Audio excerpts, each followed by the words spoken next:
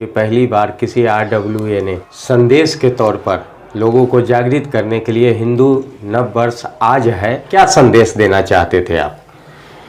सबसे पहले तो भारतीय नव वर्ष संवत्सर विक्रम संवत 2080 की हार्दिक शुभकामनाएं। ये हमारा भारतीय नव वर्ष है और ये प्रतीकात्मक रूप से तो मनाया ही जाता था, लेकिन जिस रूप में मनाया जाना चाहिए उस रूप से हम नहीं मना पा रहे।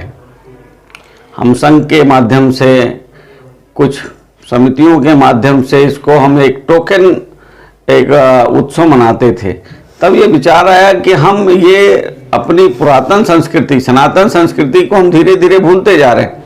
हमारी नई पीढ़ी आज बिल्कुल स्मरण में नहीं आता कि हमारा नववर्ष कब है। हम अंग्रेजी नववर्ष को ही अपना नववर्ष मानते हैं, जबकि हमारी भारतीय संस्कृति खरबों वर्ष पूर्व इस नव संवत्सर के प्रारंभ हुआ था और हमारी ये प्रथम तिथि थी प्रतिपदा। इसी दिन भगवान ब्रह्मा ने सृष्टि की रचना प्रारंभ करी थी। तो इस तरीके से हमारी पुरानी संस्कृति है। आज हमने इसका पूरा व्यापक चर्चा करके और इसको प्रॉपर तरीके से मनाने का प्रयास किया है। हर घर तक जाकर शुभकामना देकर उनको ये बताने का प्रयास किया है कि हमारा भारतीय नव वर्ष है।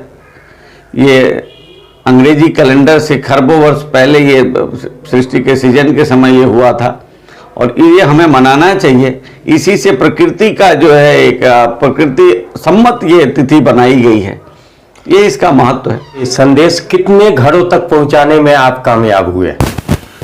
हमने प्रयास किया था कि हमारी कॉलोनी में 4 मंदिर हैं। चारों मंदिरों में और हमारी जितनी सामाजिक संस्थाएं हैं, धार्मिक संस्थाएं हैं और सांस्कृतिक संस्थाएं हैं, उनके माध्यम से सभी लोग इकट्ठे होकर सबसे पहले तो चारों मंदिरों में हम सब ने महाआरती करी है पूरी समिति के माध्यम से।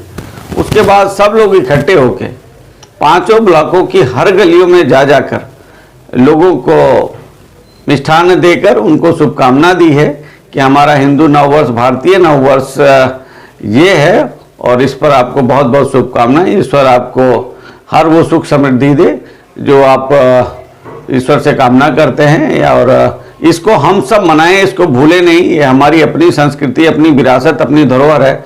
और मेरा मानना है कि जो राष्ट्र अपनी संस्कृति को बचा लेता है वो कभी विकसित होने से उसको कोई नहीं रोक सकता, लेकिन अगर हमने अपनी संस्कृति को धीरे धीरे विलुप्त होने दिया तो हम विकसित होकर भी धीरे धीरे अपने को विलुप्त कर देंगे, ऐसा मेरा मानना है। तो लोग ऐसे थे, उनको पता नहीं था कि आज हमारा हिंदू नव वर्ष है।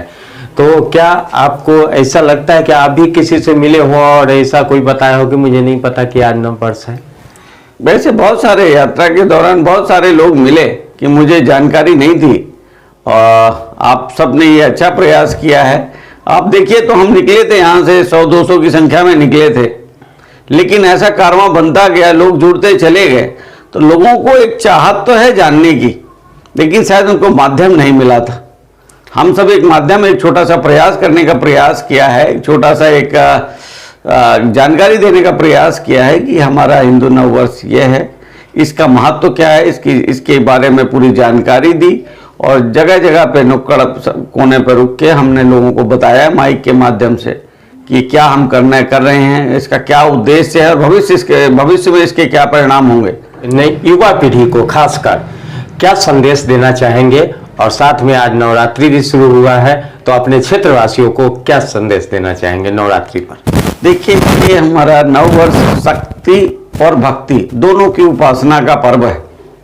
यह पर्व एक तरीके से हमारा बसंत ऋतु का आगमन करता है। सुगंध और एक हरा भरा वातावरण ये हमारे प्रकृति में व्याप्त होता है। तो ये हम सबके लिए गौरवपूर्ण क्षण है और नई पीढ़ी आज हमसे कहीं आगे है, ज्ञान में भी, सोच में भी और आज के और अपना मॉडर्न युग में, लेकिन कहीं न कहीं हम अपनी संस्कृति से दूर होते जा रहे हैं। तो उनके लिए यही संदेश था कि हम चाहे जितना एडवांस हो जाएं, लेकिन अपनी जड़ों से, अपनी संस्कृति से दूर ना हो।